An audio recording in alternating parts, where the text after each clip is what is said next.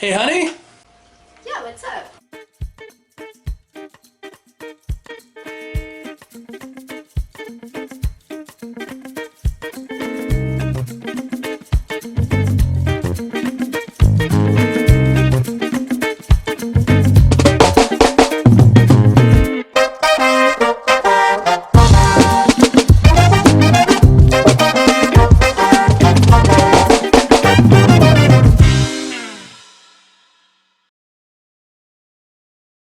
Hey, everybody, and welcome to another episode of the Geeky Grind. As you can see from the glorious image of Warhammer community behind me, I'm talking Imperial Knights this week.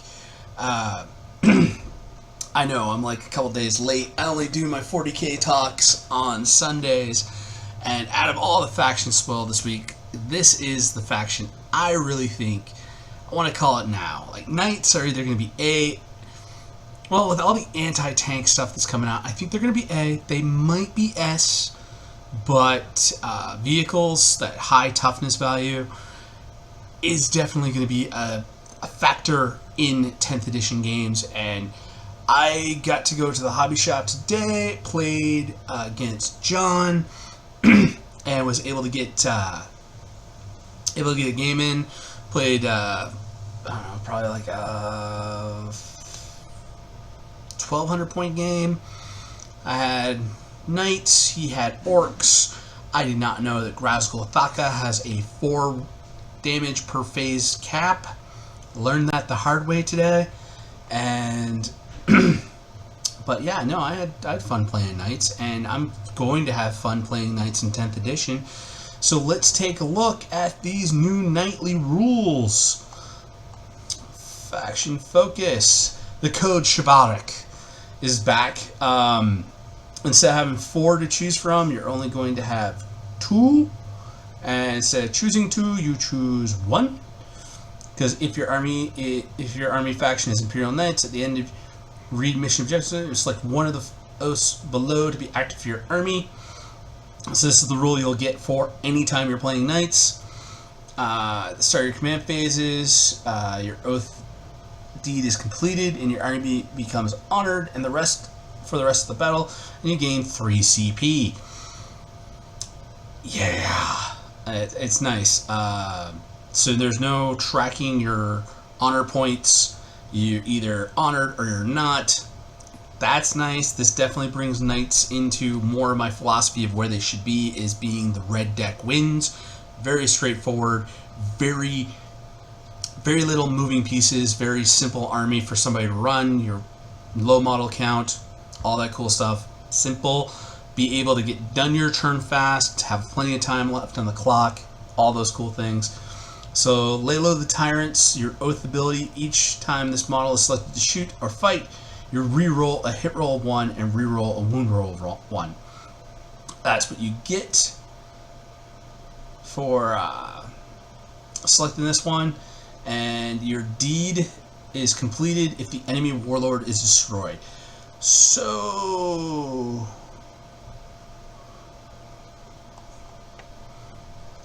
yeah, so if you get honored, you get reroll 1s, hit and wound, and you just got to kill the enemy warlord. Not something you're going to get right off the bat. Definitely something you're going to get later in the Microsoft Edge. No thanks. But still, being able to deal more damage once you finally killed their warlord, that's a great thing. Reclaim the realm. Add 1 to the model's move characteristic and 1 to advance and charge rolls. I think this one's going to be easier because it's completed if you control 1 or more objective markers in your opponent's deployment zone. So you put a knight on full tilt, if full tilt is still a stratagem that we can take. I'm pretty sure we can get a couple armigers in there. You know, give them advance and charge, and get them over in your opponent's deployment zone. Turn this on, and then you got basically extra movement for the rest of the game. I think I'm probably going to take this one a lot more than I am going to take Lay Low the Tyrant. Just moving faster, always better. But that hit rolls and wound rolls of 1, rerolls. You know, basically got a built-in captain, 9th edition captain ability, 9th edition lieutenant ability. It's really tasty. But the Noble Lance Detachment makes use of honor status by improving the feel no pain roll parts to a 5+. So yeah, everybody gets Indomitable Hero. So everybody gets House Tyrannus' 6+ feel no pain. But if you're honored, you get the 5+ feel no pain. I like that.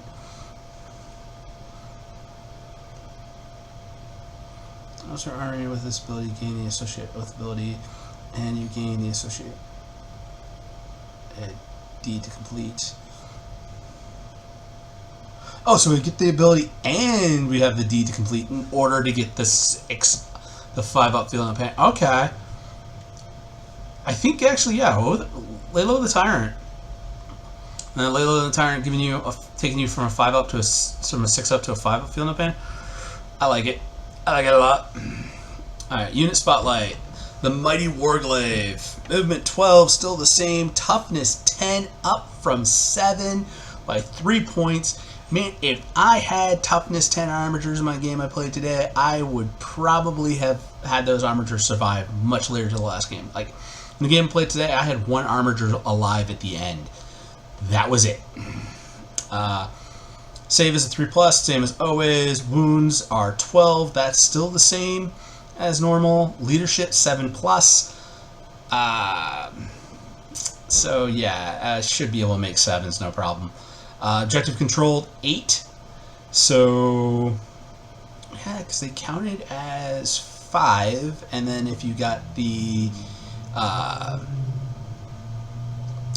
defend the realm Code Chivalric ability off, so they automatically are getting 3 extra obsac. Still gonna call it obsac. So yeah, the stat line's pretty good. Melt-A-Gun, you know, it's a Melt-A-Gun, 12-inch range, 1 attack, strength 9, AP -4. Got that Melta to get the extra damage. Custora's Heavy Stubber, rapid fire. So you're either going to get 3 shots or you're going to get 4 shots. Ballistic skill. So, well, at least it's got 1 AP instead of 0 AP. That could have came in handy earlier today. Losing an attack at long range is kind of it sucks. But this is the Questoris Heavy Stubber. So yeah. All right, Thermal Spear. Again, Melta roll, 24-inch range. All the Melta stuff went down in range. I feel like this was a 30-inch range. Now it's 24. 2 attacks, still the same. Strength's gone up to 12, so this will wound other armatures on a 4. Definitely like that. AP is still the same. Damage is still the same. Yeah, it's all right. Train sword, strike, 4 hits. Strength 10. I think that's the same. Yeah. AP -3, 3 damage. Sweep profile, 8 attacks. I think you're down 2 attacks from normal. No, it's still the same. Nothing's really changed all much on a lot of these stat line profiles except for the tweaks to Melta weapons. Deadly Demise, D3, so it's gonna, you know, on a 6, it's gonna blow up, deal D3 more wounds. Imperial Glory, each time this model makes a charge move until the end of your turn, melee weapons equipped with a small gain the sustained hits 1. So every 6 is an extra hit. So if you're doing your sweep profile, roll 8 6s, you're going to get 16 attacks. That's not bad. That's pretty good. I like that. Alright, gets bracketed when it's down to 4 wounds, so much better than what it's at right now. It's just going to end up, it's an attack, subtract 1 from the hit roll, so yeah. Invul and save 5+, still the same thing. That invul only applies to ranged attacks, so not too much of the Warglaive has changed. Now we got Canis Rex. Canis Rex. Mine's sitting up on the shelf right there. Blast Impulsor, Blast, Sustain hits 1. So that's gotten some new keywords. 24-inch range, 6 attack, D6 attacks, hitting on 2s. Strength 14, so it's wounding a lot of stuff on 2s. AP minus 3, damage 4. Cool thing is that if you're shooting this at big blob, every 6 dudes X means another extra attack, and every 6 to hit ends up being another hit. So, and it's got that on both the high intensity and the low intensity. Low intensity, you get more range, a lot less AP, half strength, half the damage, double the attacks. Not bad. The multi-laser, 4 hits, sustain hits, so that's nice. So as long as you can keep that laser on something, you're good. Then we get to see Freedom's Hand in both the strike and sweep aspect. Now that's just changed on the chain on that big old fisty he's got there. So he's got no war gear options. He still has the Canis Rex Epic Hero, and Canis Rex is equipped with his stuff. It's still got the Sir Hector stuff, so that's great.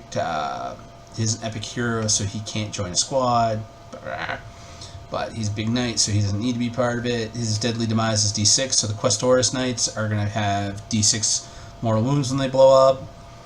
Coach Valak, super heavy walker, so basically he's still going to be doing the cool things of like ignoring some terrain, being able to fall back and shoot. Hopefully that super heavy walker rule hasn't changed. Legendary Free Blade, once per turn, you can target this model with a stratagem for 0 CP, and can do so even if you already target a different unit with that stratagem in the same phase. So yeah, basically gets double dip on Overwatch and some of the other cool stratagems. Chainbreaker, each time this model makes an attack on an unmodified hit roll of 5, scores a critical hit. Ooh, because so you're getting those sustained hits abilities not on 6s but on 5s. I like that. I like that a lot. This might actually make me put Canis on the tabletop. Gets bracketed when he gets down to 7 or less wounds. Subtract 5 from this model's objective control characteristic. Ooh. Goes from OBSEC 10 down to OBSEC 5. And he gets -1 to hit. That's a drawback. But I think like the other stuff makes up for it. Wondering if a lot of the other Questoris Knights are going to have that same issue of losing 5 off their objective control, which would definitely make Armigers a lot better in the meta. The invulnerable save, again, is only against range attacks, and it's a 5-op, so not much has changed there. The Thundercoil Harpoon, I think this is on the Valiant? Yeah, it's the Knight Valiant build.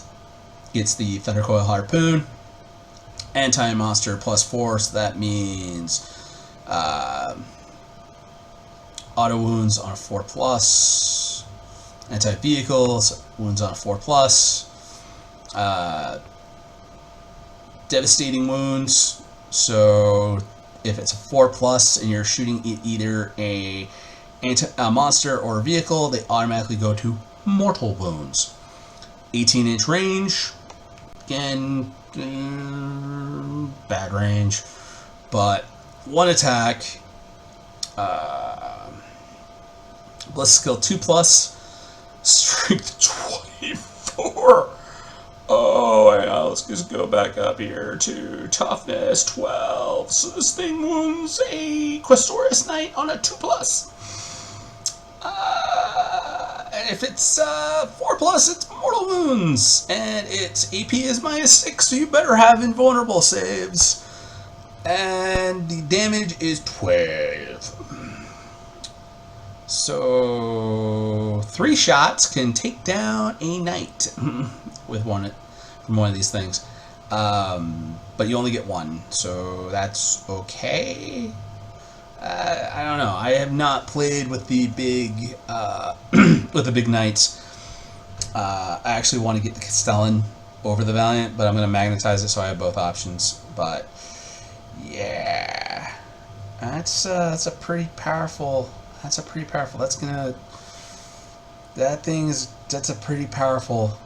auto take 12. It can blow up most like small vehicles like a Rhino, no problem.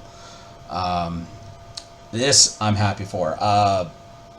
Rapid fire battle cannon uses the same like the everything from the shield back on that arm uses the same thing for the thermal cannon and the the particle beam.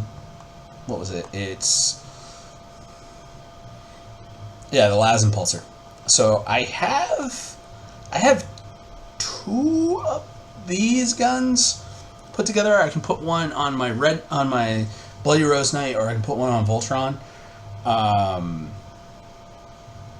think I have enough for it. No, I have one for my Bloody Rose Knight. I have one of these for my Bloody Rose Knight, and I don't use it.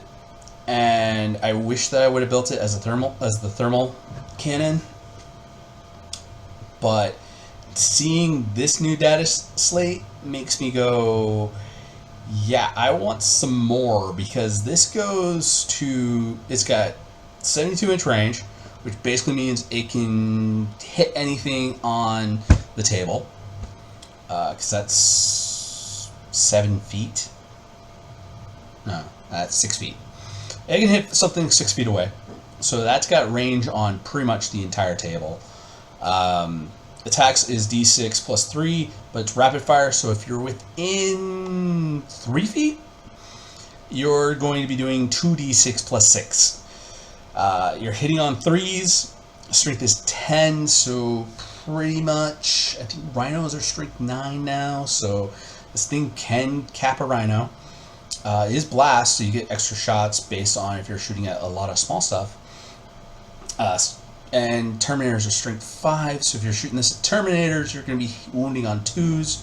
It's got 1 pip of AP, so put Terminators on 3+ save if they're out in the open. And it's got damage 3, which means it can cap a Terminator. I like this. I like this a lot. This looks like a really good option to have on the battlefield. I think the rapid fire battle cannon really does feel like a rapid fire weapon now. That's all good. Alright, now we're into the stratagem. So we're getting close to the end here. We've got Shoulder the Burden, so the Noble Lance. Battle tactic, costs 2 CP. Use it during your command phase. You target 1 Imperial Knight army model from your army that has lost 1 or more wounds. Until your next command phase, improve the model's move, toughness, save, leadership, and objective controls characteristics by 1. And each time that model makes an attack, add 1 to the hit roll. So you got an extra pip of movement, always nice. Extra point of toughness, very nice. +1 to your save, so you're going from 3s to 2s.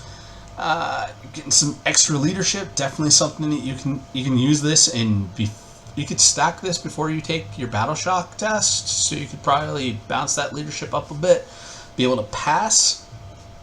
Although they're battle shocked, you can't use stratagems on them. True. Okay, so you use this afterwards, bump that leadership up, especially if you think they're going to start losing some stuff. Make them a little bit more objective control.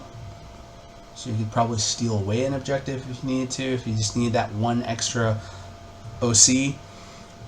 And every time you make an attack, you get to add 1 to the hit roll, so you're hitting on 2s for most of the stuff in the army. Restrictions: you can only use this once per battle. If your army is honored, you can use this stratagem 1 additional time. So, yeah, that's good stratagem. Trophy claim. When do you use it? Shooting phase. Who do you target? 1 Imperial Knight model from your army that has been selected to shoot or fight this phase. So use it shooting or fighting phase, and 1 enemy monster vehicle unit. Till the end of the phase, each time your model makes an attack that targets the enemy unit, add 1 to the wound roll. If the model destroys the enemy unit in this phase, gain a CP. Or does not destroy that enemy in this phase, you cannot use this strategy again for the rest of the battle. Okay, you really want to use this one smart, and you really want to be like, okay, that thing, I know it's going to die. I know I'm going to kill it. Alright, use the stratagem, blow it up, make sure it's dead, move on. And then be able to select somebody else and basically be like, okay, you're going to get it for the next time we destroy, for this other thing we're going to destroy. And that can net you 2 CP. You know, if you're able to play this one smart and chain it, you can almost get 1 CP in the shooting phase, 1 CP in the fight phase, get up 2 CP, and that's, you're basically repaying for the 1 CP it cost in order to use this. So yeah, and that's the end of it. Reinforcing the Imperial Knights pledging themselves to honor quest, as well as allowing your war machines to power through powerful events throughout the battle. These oaths offer 3 command points should they be accomplished. Command points, much more precious commodity in this edition. Yes, they are. It is hard in order to get those. And they do hint that the bondsman abilities are going to be a thing in this edition. We just haven't seen anybody with bondsman abilities. And interestingly enough, I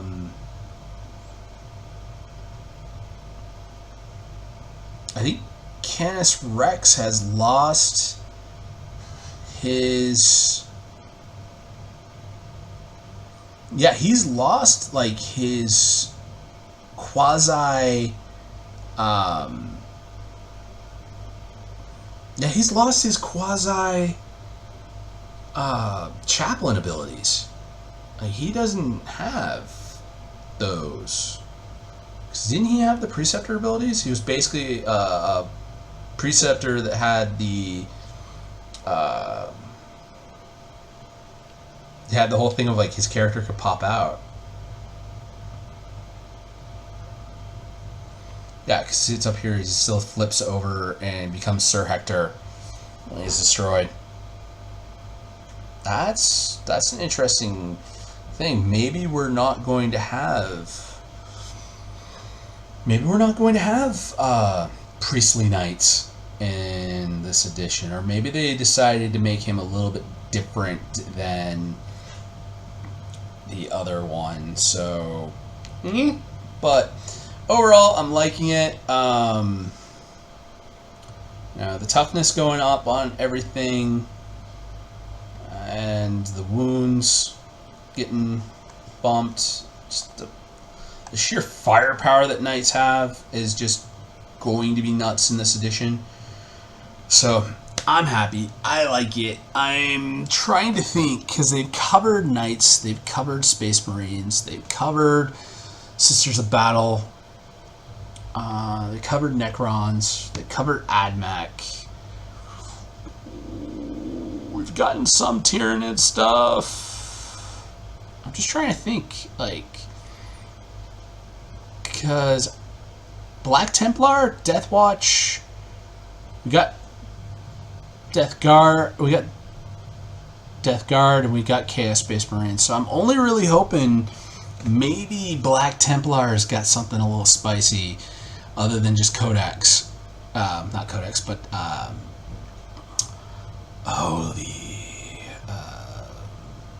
was saying it 20 times earlier today. It's Index. So hopefully Black Templars have something something a bit different. They're not indexed in just with the regular Space Marines, and we can see something cool, but probably not. Same thing with the Death Watch. But pretty much all of the armies that I collect have been have been spoiled and are out there for everybody to see. And it's it's the end of the third week of May, so we only really got probably like what, 3 more weeks until 10th edition drops, and trying to think of what factions they got left to spoil, and I'm not thinking there's all that many. I think we're pretty much going to know stuff pretty soon, and it's going to be amazing. And 10th edition is going to be fun. 10th edition, you're definitely going to be bringing the vehicles and your anti-tanks, your stuff that's got that anti-tank, anti-monster, and we're going to be into a new edition, and I can't wait. But before then, I have one more tournament. Hopefully I will be giving you next week's Geeky Grind is probably going to be me doing some on-site recording, giving you a whole, like, I'm heading out to the tournament, playing this, give you a little after each round, little chat, and maybe if any of my opponents are interested in having a conversation with me after the games, we'll get some of them on. But yeah, I'm taking Knights. I got one last chance to play them before everything changes. So let's go out, and I'll see you next week. Peace.